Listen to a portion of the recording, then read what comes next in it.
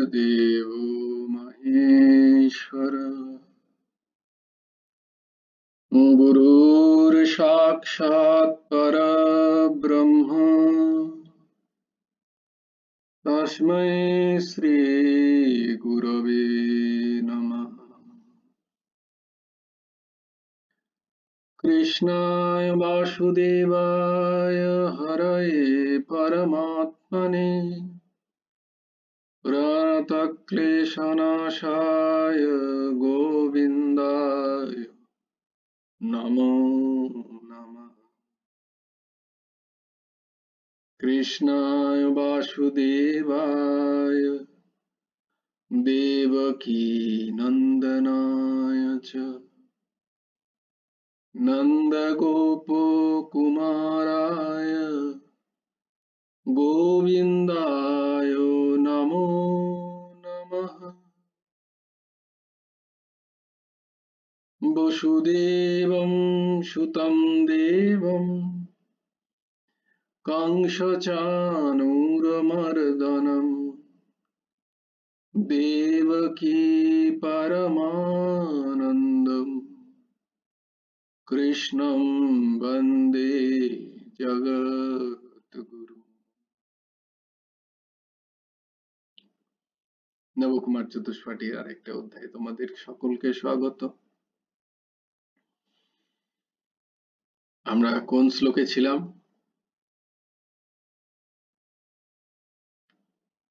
নবম অধ্যায় 30 হবে।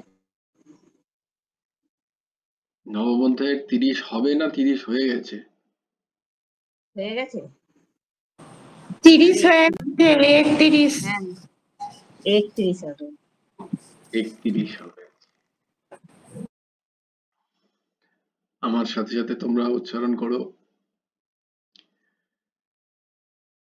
क्षिप्रं भवति धर्मात्मा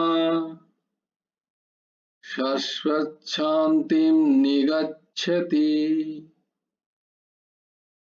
क्षिप्रं भवति धर्मात्मा शाश्वतशान्तिं निगच्छति। कौन्तेय प्रतिजानीहि न मे भक्तः प्रणश्यति।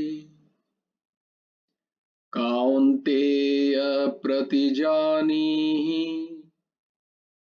न मे भक्तः प्रणश्यति। क्षिप्रं भवति धर्मात्मा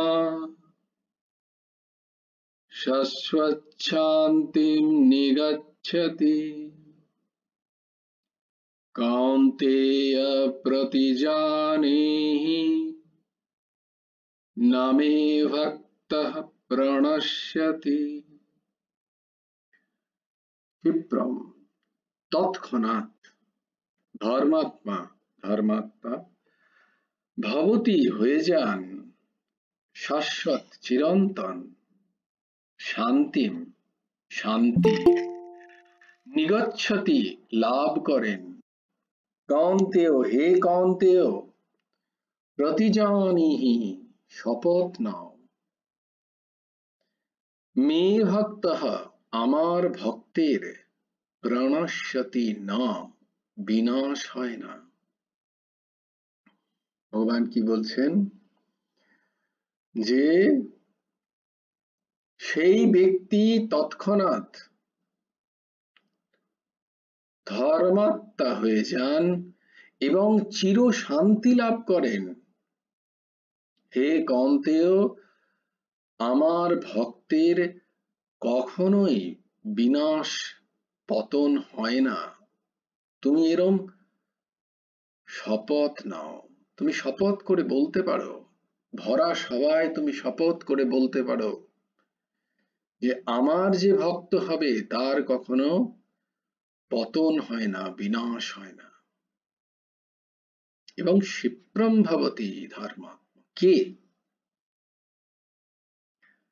ক্ষিপ্রম ভবতি ধর্মাত্মা কে হবে?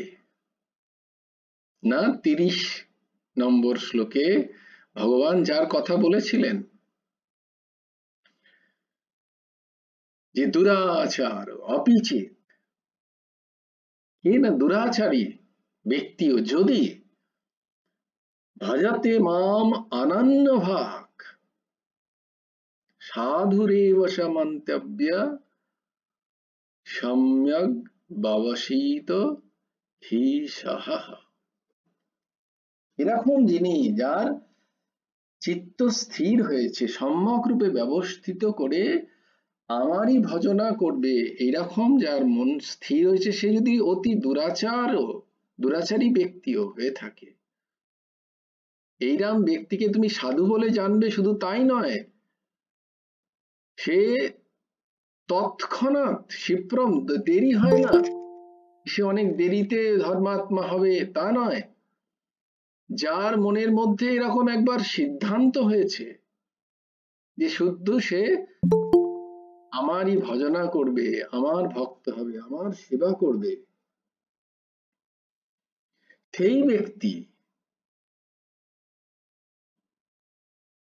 সে সঙ্গে সঙ্গে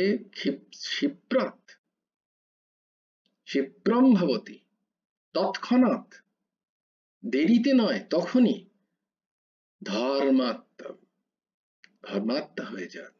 এবং ধর্মাত্মা হয়ে যাওয়ার সঙ্গে সঙ্গে সে কি করে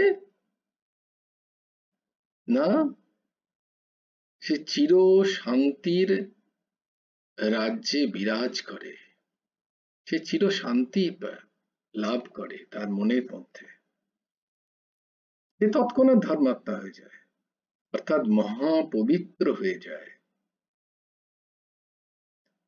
বাহ, দুরাচারী ব্যক্তি হলো আর এক্ষুনি মহাপবিত্র হয়ে গেল।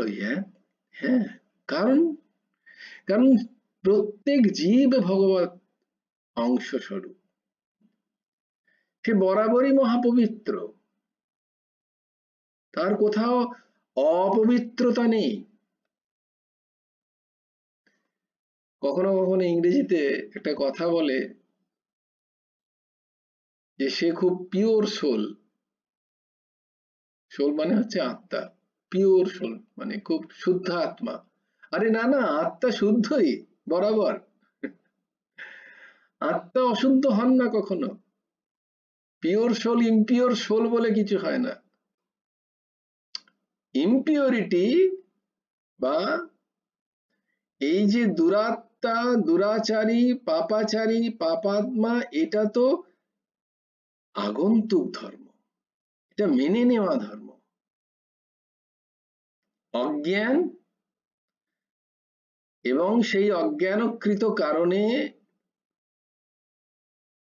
নাম রূপকে সত্যি বলে ভেবে নিয়ে সেটাকে নিজের সাথে সম্পৃক্ত করে নিয়ে যে ভাবনা হয়, এবং তার দ্বারা, সেই ভাবনা দ্বারা যখন পাপ কাজ সংগঠিত হয়, তখন সেভাবে এই পাপ আমি করেছি, তাই তাকে পাপাত্মা বলা হয়। কিন্তু আত্মা কখনো কোনো ক্রিয়া করে না। এটা কি না, ত্রিগুণাত্মিক সংসারের সাথে, সত্য রজ তম গুণাত্মক যে সংসার, সেই সংসারের সাথে নিজের সম্পর্ক মেনে নিয়ে এক আগন্তুক ধর্মের শিকার হয়ে যায় জীব।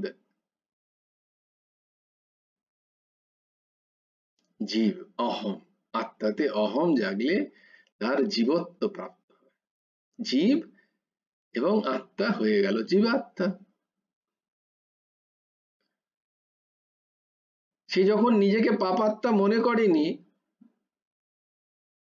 তখনও কিন্তু সে পবিত্র ছিল। আর যখন সে এই স্থির করলো, মানসিক বৌদ্ধিক স্থিতি, বুদ্ধিক স্থিতি নয়, বৌদ্ধিক স্থিতি। বৌদ্ধ মানে বিবেক দ্বারা, বোধ দ্বারা সে যখন স্থির করেছে যে আমি ভগবানেরই ভজনা করব,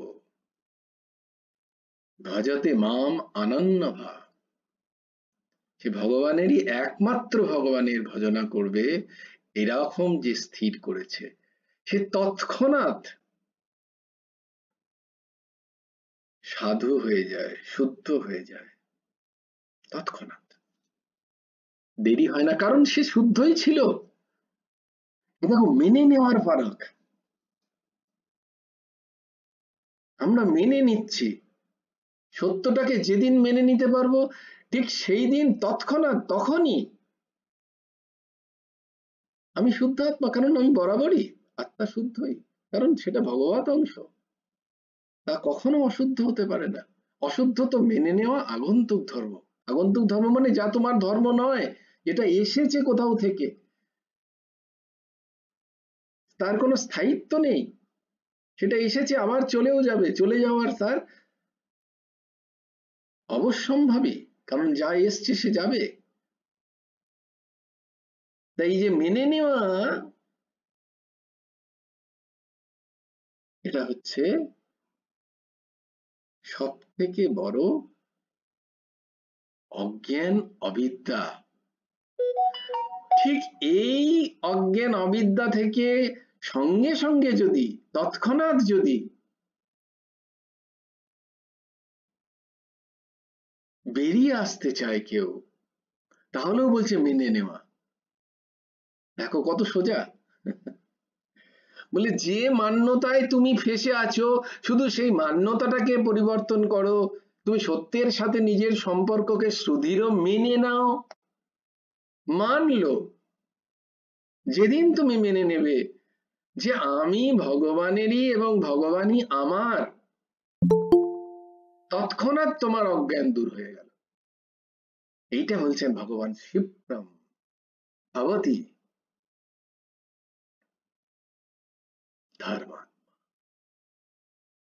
কারণ তখনই সে নিজেকে জানতে পারলো যে এইসব আমার কর্ম নয়, আমি বরাবরই শুদ্ধ। সে সেটা মেনে নিল। এই যে মানাটা, বলে মানলো, খালি মানলো, এই মানাটাই হয় না আমাদের। ধর্মাত্মা হওয়ার জন্য যত কর্মকাণ্ড হয়, খুব ভালো করে শ্রবণ করো তোমরা। আমি সঠিক পথে চলবো, এটা করার জন্য যত কর্মকাণ্ড হয়, সেই কর্মকাণ্ডর থেকে যদি সামান্য মাত্র বোধ চলে আসে যে আমি তো ধর্মাত্মাই, আমি তো ভগবানেরই, আমি আর অন্য কারুর নই, ভগবানই আমার, আমাকে নিরন্তর ভগবান দেখছেন, ভগবান আমার সাথে আছেন, আমি তার কাছ থেকে বিন্দুমাত্র কোথাও লুকিয়ে থাকতে পারবো না, এইটা যে মেনে নিয়েছে, সে তৎক্ষণাৎ ধর্মাত্মা হয়। এই জন্য যে তার দ্বারা আর কোনো দুরাচারী, কদাচার, পাপাচার সম্ভবই হয় না। কারণ দুরাচার, কদাচার, পাপাচার সম্ভবই হয় মানসিক প্রবৃত্তি থেকে। কিন্তু যার মন একবার মেনে নিয়েছে যে আমি তো ভগবানেরই, আমি ভগবানেরই ভজনা করব, আমার বুদ্ধি ব্যবস্থিত হয়ে গেছে, আমি সংসারের নই, আমি ভগবানের, বলছে সে তৎক্ষণাৎ ধর্মাত্মা হয়ে যায়। ক্রিয়া দ্বারা, কোনো কিছু কর্ম দ্বারা, কাজ দ্বারা, আমি যদি না বোঝাতে পারি, তোমরা প্লিজ, এটা খুব দারুণ একটা জিনিস, এই ভাব তোমাদেরকে দেওয়ার চেষ্টা করছি, প্লিজ খুব কনসেন্ট্রেটলি এটাকে শোনো। এইখানটাতেই মার খাচ্ছি আমরা। আমরা অনেক নাম করছি, অনেক জপ করছি, অনেক সেবা করছি, তীর্থস্থান পর্যটন করছি, মহাপুরুষের দর্শন করছি, সৎসঙ্গ করছি, ভালো ভালো কথা শুনছি, কিন্তু আমাদের মানসিক স্থিতির কোনো পরিবর্তন নেই। কেন? কারণ আমরা মানছি না। আমরা মানছি আমি এই রকমই শরীর, আমাকে যদি ধর্মাত্মা হতে হয়, আমাকে এত কোটি জপ করতে হবে, এতক্ষণ ধ্যান করতে হবে, এত সৎসঙ্গ করতে হবে। ভগবান বলছে না না, এসবের কোনো প্রয়োজন নেই। যদ্যপি এগুলো ভালো, ক্রম ক্রম অনুযায়ী সময় লাগবে, কিন্তু ক্ষিপ্রম হবে না। যদি তৎক্ষণাৎ হতে হয় মেনে নাও। অসতের সাথে তোমার কোনো সম্পর্ক কখনো ছিল না, এখনো নেই, পরেও থাকবে না, এটাকে মেনে নাও। আর সতের সাথে তোমার সম্পর্ক আগেও ছিল, এখনো আছে, পরেও থাকবে, এটা খালি মেনে নেওয়া। দেখো, আমরা শুধু মানি না, আমাদের মান্যতাটা উল্টো হয়ে আছে। আমরা যেটাকে মেনেছি সেই মান্যতাটা ভুল, ভ্রান্তিপূর্ণ। এইটাকে বুঝে নেওয়াই হচ্ছে সৎ পথে অগ্রসর হওয়ার মূল মন্ত্র। তাই জন্য আমাদের মধ্যে কোনো হাজার কর্মকাণ্ড করেও আমাদের মধ্যে পরিবর্তন লক্ষ্য হয় অত্যন্ত কম, কারণ আমরা মেনে নিইনি। আমরা মেনেছি এখনো আমি শরীর, এখনো আমি এই রূপ, এখনো আমি এই নাম, এখনো আমার পরিচয় আমার শরীর দ্বারা, যা নিরন্তর পরিবর্তন হচ্ছে। এখানে ভগবানের স্থান কি না, আমার কাম এবং কামনা এবং বাসনা চরিতার্থের জন্য ভগবানকে আমি রেখেছি। তার সাথে যে আমার চির সম্পর্ক, এটা আমি স্বীকার করি না। আমি কার সাথে চির সম্পর্ক স্বীকার করছি? যারা ক্ষণভঙ্গুর, যারা আসছে যাচ্ছে আমি দেখছি, কিন্তু আমি মেনে নিচ্ছি যে এরাই আমার চিরন্তন বন্ধু। যিনি চিরন্তন তাকে ভুলে রেখেছি, তাকে ক্ষণিকের জন্য মনে করি। আর যারা চিরন্তন নয়, সে আগেও ছিল না, এখনো নিরন্তর সে ক্ষয়ে ক্ষয়ে যাচ্ছে আমার সাথে তারা, এবং আগামী দিনেও তারা আমার সাথে থাকবে না। এই সত্যতা অতি সত্য, এই সত্যতাটাকে আমি স্বীকার করছি না। কত সিম্পল। যেটা সত্য সেটাকে আমি অস্বীকার করে আছি। যে ভগবান চিরন্তন, তিনি নিত্য, তিনি অনন্ত, তিনি বিভু, তিনি আনন্দের সাগর, তিনি জ্ঞানময়, আর তারই অংশ আমি। তাই এই সবকিছু আমার মধ্যেও আছে, সেটাকে মানতে চাই না, মান্যতা মাত্র। তাই পরিবর্তনটা কর্মে নয়, পরিবর্তনটা কর্তায় হওয়া উচিত। কর্তার পরিবর্তনে কর্মের পরিবর্তন হয়। অনেক কর্মের পরিবর্তনতেও কর্তার পরিবর্তন হচ্ছে না কেন? কর্মের অনেক পরিবর্তন হচ্ছে, পূজা অর্চনা, যোগ যাগ, তপস্যা, এগুলো কর্ম হিসাবে নিয়েছি আমি। আমি দেখিনি যে আমার কর্তা যে এই কাজগুলো করছে, যার মধ্যে আমিত্ব ভাব নিয়ে সেই কাজ করছে, আমি জপ করছি, আমি তপ করছি, আমি সৎসঙ্গ করছি, আমি গীতা ক্লাস করছি, আমি গীতার শ্লোক মুখস্থ করেছি, এই যে আমি গীতার শ্লোক মুখস্থ করেছিটার প্রাধান্য, তাতে আমিত্ব যোগ হয়ে এটা অহমে পরিবর্তন হয়েছে। না না না, এই গীতার শ্লোক সব আমার মধ্যেই আছে, যেহেতু ভগবত কথিত, এ সবকিছু আমার মধ্যেই আছে, আমি মানিনি। এটা কর্তার পরিবর্তন। অহম যখন এই সিদ্ধান্ত নিয়ে নেবে যে আমি ভগবানেরই, তখন সদাই তার যে অসৎ সংসারের যে অসৎ বৃত্তি, সংসারের যে অসৎ বৃত্তি, সেই বৃত্তির সাথে সে নিজেকে সংযোগহীন অনুভব করবে।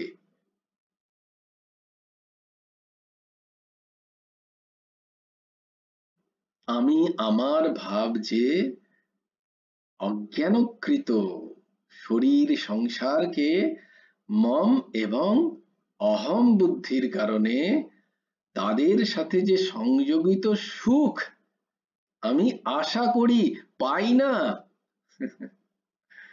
পাওয়ার একটা ভ্রান্তি থাকে মাত্র, মরীচিকার মতো পাওয়ার একটা ভ্রান্তি থাকে।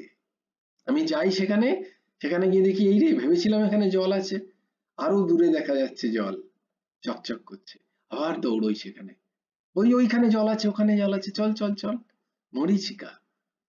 আবার সেখানে যখন গিয়ে পৌঁছই, না এখানে তো জল নেই, তো শুকনো। সংসারের সব জীবের তাই দশা, মরীচিকার ন্যায় সুখের আকাঙ্ক্ষা মাত্র তার।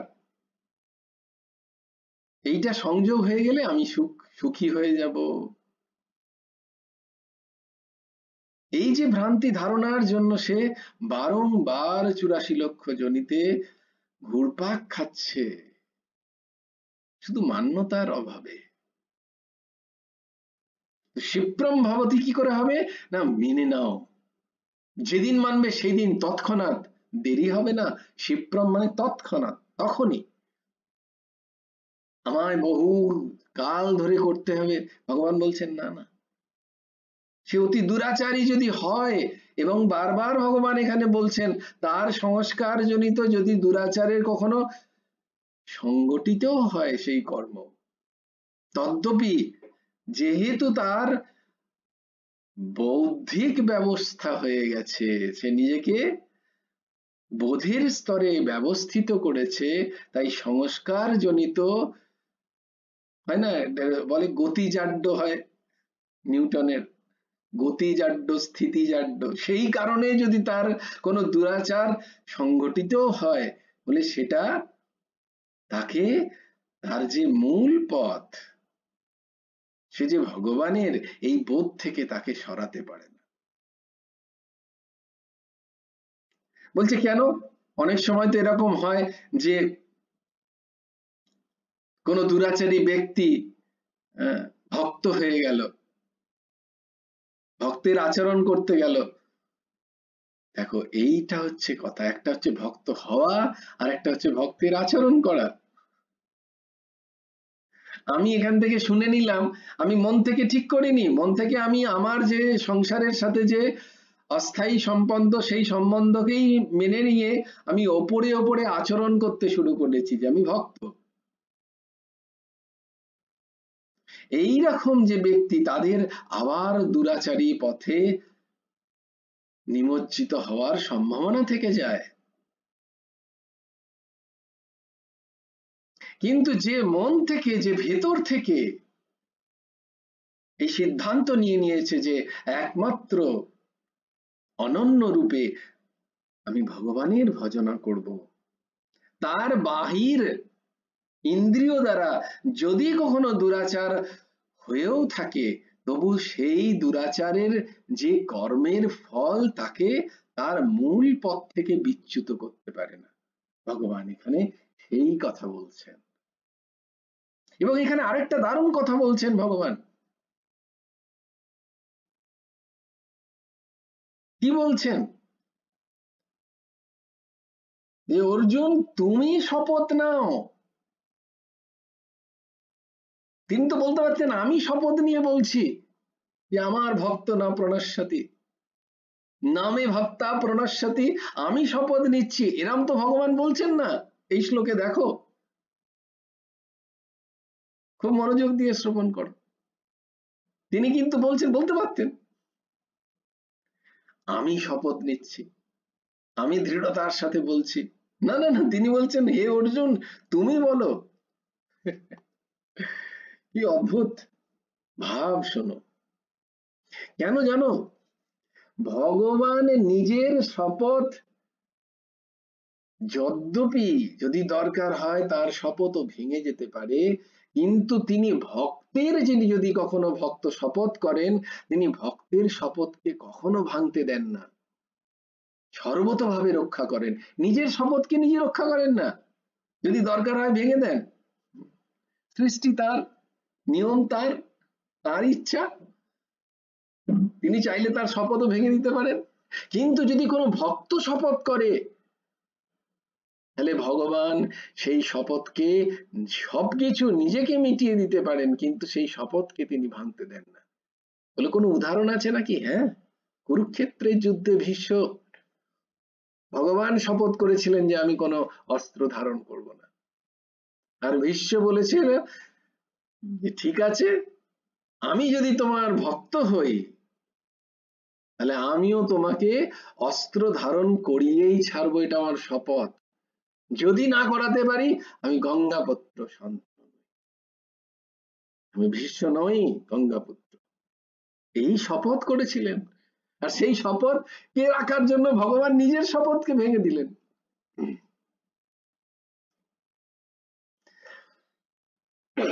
হরিবোল। অর্জুনের রথের চাকা তুলে এগিয়ে গেলেন। দেখো, ভগবানের নিজের শপথ নিজে ভাঙলেন, কিন্তু ভক্তের শপথ তিনি রাখলেন। এই জন্য বলছেন কৌন্তেয় হে অর্জুন প্রতিজানীহি, তুমি শপথ করো, শপথ করে বলো, ধরা সবাইকে বলতে পারো, তুমি চৌড়ায় গিয়ে দাঁড়িয়ে বলতে পারো চেঁচিয়ে চেঁচিয়ে, না মে ভক্তঃ প্রণশ্যতি, আমার ভক্তের কখনো পতন হয় না। সে আগে কত দুরাচারী ছিল, পাপাচারী ছিল, কদাচারী ছিল, কেউ দেখে না। কোথাও লেখা নেই কোনো শাস্ত্রে যে কোনো দুরাচারী, পাপাচারী, কদাচারীর ভগবৎ প্রাপ্তি সম্ভব নয়, এমন কোথাও কোনো শাস্ত্রে লেখা নেই। ভগবৎ প্রাপ্তির অধিকারী সবাই, কার কারণ ভগবানেরই অংশ, যে ভগবানকে প্রাপ্ত হয়েই আছে, শুধু মান্যতা মাত্র। যত আচার আচরণ সব তো এই শরীর সংসারকে সত্য মনে করার কারণে। যেদিন এর অসত্যতা বোধ হবে, যেদিন এর অনিত্যতা বোধ হবে, তখন তার বাহ্যিক আচরণ তার অন্তঃকরণকে আর ছোঁবে না, ছুতে পারে না। যদ্যপি অন্তঃকরণ যদি শুদ্ধ হয়ে যায়, বাহ্যিক আচরণ অনায়াস অনায়াস, তাকে চেষ্টা করতে হয় না, অনায়াস শুদ্ধ হয়ে যায়। কিন্তু এই যে সংস্কার জনিত কারণে যদি, যদ্যপি যদি কখনো হয়ে যায়, ক্রোধ কাম বশিত কারণে যদি, কিন্তু তার ভেতর যেহেতু ব্যবসিত, এই ভগবান বলছেন আমি দেখি, আমি তাকে বিনষ্ট হতে দিই না, তাকে পতন থেকে আমি রক্ষা করি। কারণ পতনও যদি হয় সে ভগবানের কোলে গিয়েই পড়ে, কারণ তার অহম তখন ভগবানের সাথে ব্যাপ্ত হয়ে গেছে। সে তখন ভগবানের এই স্বীকৃতি চেয়ে নিজের ভেতর থেকে দৃঢ় করে নিয়েছে যে আমি ভগবানের আর ভগবানই আমার। অর্জুনকে ভগবান স্বীকার করেছেন আগে যে তুমি আমার ভক্ত। এক তো অর্জুন প্রথমে ভক্ত হওয়ার জন্য তিনি আর্জি জানালেন যে আমি তোমার শিষ্য, তুমি আমাকে জ্ঞান দাও। যৎশ্রেয় সন্নিশ্চিতম ব্রূহিতন্মে শিষ্যস্তেহম সাধি মাম ত্বাম প্রপন্নম। আমি তোমার শিষ্যই শুধু নয়, আমি তোমার প্রপন্ন শরণাগত।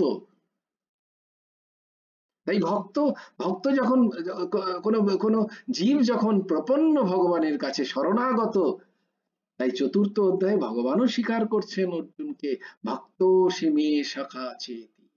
হে অর্জুন তুমি আমার ভক্ত। তখন তিনি সখা রূপে অর্জুনকে ভক্ত হিসেবে স্বীকার করছেন।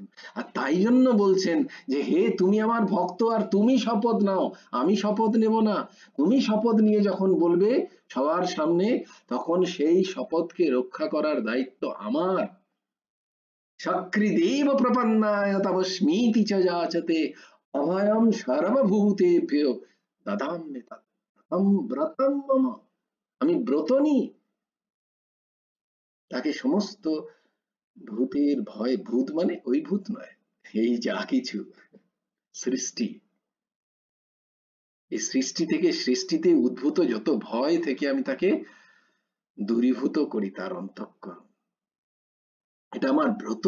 তাই বলছেন তুমি শপথ নাও অর্জুন, তাহলে সেই শপথ কোনো দিন ভাঙবে না। আমি সেই শপথ ভাঙতে দেব না। আমি শপথ নিলেও হয়তো আমাকে ভাঙিয়ে দিতে হতে পারে কখনো কোনো কারণে। তাইও ভগবান বলছেন হে অর্জুন তুমি শপথ নাও। তাই এখানে আমাদের একমাত্র কাজ কি, যেটা আমার প্রভু, আমার গুরুদেব পরমহংস ঠাকুর শ্রী হেমন্ত দেব জিউ তার প্রত্যেক লেখায় প্রত্যেক বইয়ে বারবার বলছেন, তুমি যা সেটিকে মেনে নাও, তুমি ভগবানের সেটাকে মেনে নাও, সংসারটাকে ভগবানের করে দাও, নিজের করে রেখো না। তুমি নিজেকেও নিজের বলে ভেবো না, তুমি ভগবানের এই কথাকে স্বীকার করে নাও। যদি স্বীকার করো তাহলে ভগবান বলছেন তোমার আর কোনো পতন নেই, স্বীকৃতি মাত্র। তিনি বলছেন না যে বিশাল নাম জপ সাধন তপস্যা কৃচ্ছ সাধন আদি আদি এসব, এসবের আছে প্রয়োজন আছে, অন্তঃকরণ শুদ্ধ হওয়ার জন্য দরকার আছে, কিন্তু ক্রিয়া দ্বারা কর্তার পরিবর্তন হতে অনেক সময় লাগে। কিন্তু কর্তা যদি নিজে পরিবর্তিত হয়ে যায় সত্যের পথে, তাহলে ক্রিয়া অনায়াসে পরিবর্তন হয়ে যায়। ক্রিয়ার জন্য খুব চেষ্টা করার প্রয়োজন হয় না। কর্তা যদি পরিবর্তন হয়ে যায়, কর্তার ভাব যদি পরিবর্তন হয়ে যায়, কর্তার নিজের স্বীকৃতি যদি পরিবর্তন হয়ে যায়, না আমি সৎ, আমি সত্যি কথা বলবো নয়, আমি সত্যি কথা বলবো, তাহলে কথাটাকে খেয়াল রাখতে হবে। আর যে একবার নিজে ভেতর থেকে নিয়ে নিয়েছে না আমি তো সৎই, আমার দ্বারা মিথ্যা কথা বলা সম্ভব নয়, সে চেষ্টা করলেও মিথ্যা কথা বলতে পারবে না, তার আটকে যাবে গলায়। এই দেখো দুটোর মধ্যে পার্থক্য দেখো, একজন চেষ্টা করে সত্যি কথা বলতে, আর একজন তার অনায়াস, সে মেনে নিয়েছে যে আমি সৎ। এইটা হচ্ছে ভগবান বলছেন যে এইরকম ব্যক্তি যিনি, তিনি ক্ষিপ্রা ভবতি ধর্ম, সে তৎক্ষণাৎ ধর্মাত্মা হয়ে যায়। আমাদের এই স্বীকৃতিটার খুব প্রয়োজন, এই স্বীকৃতিটাতে বড্ড বেশি দেরি হয়ে যায়। আমরা যত কর্ম করি না কেন তার দ্বারা আমাদের এই স্বীকৃতির প্রয়োজনের কারণে, অন্তঃকরণকে দৃঢ়তার কারণে এই যত কর্মকাণ্ড আছে, স্বীকৃতি একবার হয়ে গেলে এই সমস্ত কর্মকাণ্ড করতে হয় না, হয় তখন আমি করছি এটা হয় না। তাই তখন এই কর্মকাণ্ডতে আমার প্রতিষ্ঠারও ভাব থাকে না, তখন ভগবান করাচ্ছেন তাই হচ্ছে, আমি করছি না।